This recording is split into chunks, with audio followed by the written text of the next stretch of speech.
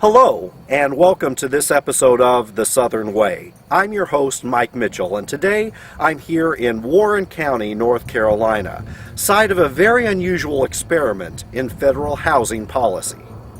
You see, on these 5,000 acres, developers hope to build a vibrant and self-sustaining community, a planned utopia they called Soul City, North Carolina. But it didn't quite work out that way, for while Soul City does exist, the reality of today doesn't quite match with the original vision. Watch. It was the late 1960s, a time of enormous societal change in the United States. Federal housing policy often reflected the larger social trends with which the nation was struggling. Public housing developments, especially in urban areas, were dominated by huge complexes. Meanwhile, across much of the South, the housing needs of the most needy were often going ignored.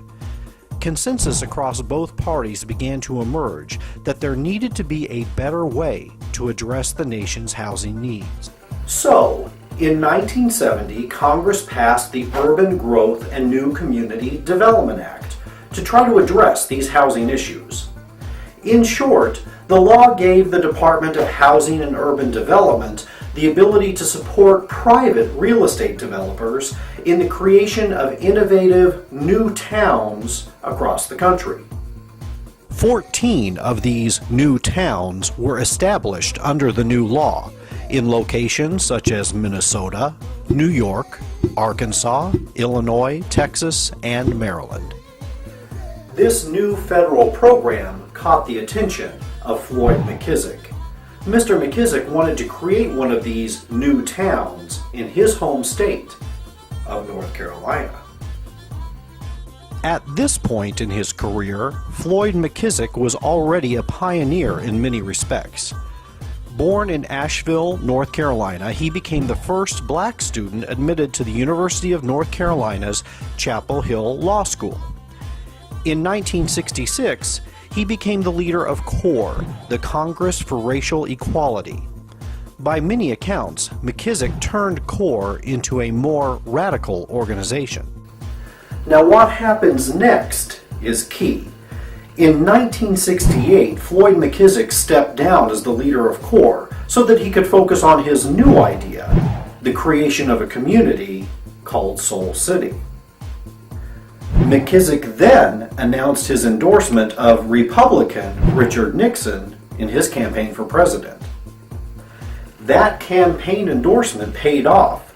After Congress passed the New Towns Law, President Nixon announced his support for the Soul City project, and under his direction, HUD gave $14 million of federal support to Floyd McKissick's community.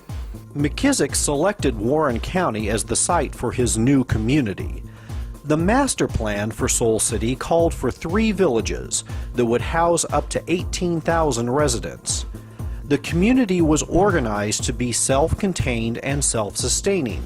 Residents could work, learn, worship, and play within its borders. A common misconception about Soul City was that it was built primarily as a community for African Americans. To the contrary, Floyd McKissick envisioned his creation as a place where all races would live in harmony. Unfortunately, this is what most of Soul City looks like today. Abandoned cul-de-sacs with no finished development. Today, about 150 residents call Soul City home. Most live in single-family homes, with some living in a small apartment complex located within the city. Most of the areas designated for retail shops sit empty and abandoned. The development company building the community went into foreclosure in 1979, although a few new homes have been constructed more recently. There is one Baptist congregation still holding services within the city's limits, and the city still maintains a park area for its residents. Within Soul City today, you can still see signs of the original vision. The street signs and subdivision entrances offer glimpses of what Soul City might have become. The lone industrial building, called Soul Tech 1, built to provide employment to residents, has since been sold to the county and converted into a prison. It's easy to view Soul City, North Carolina as a failure. After all, its reality today bears little resemblance to the original vision.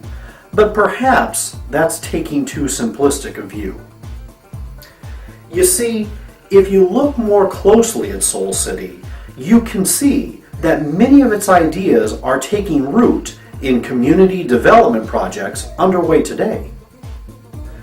So perhaps the vision of Soul City was just too far ahead of its time. Or perhaps Soul City just violated that cardinal rule of real estate: location, location, location. One thing is certain: if you're ever in Warren County on the North Carolina-Virginia border, a quick drive through Soul City is definitely worth your time.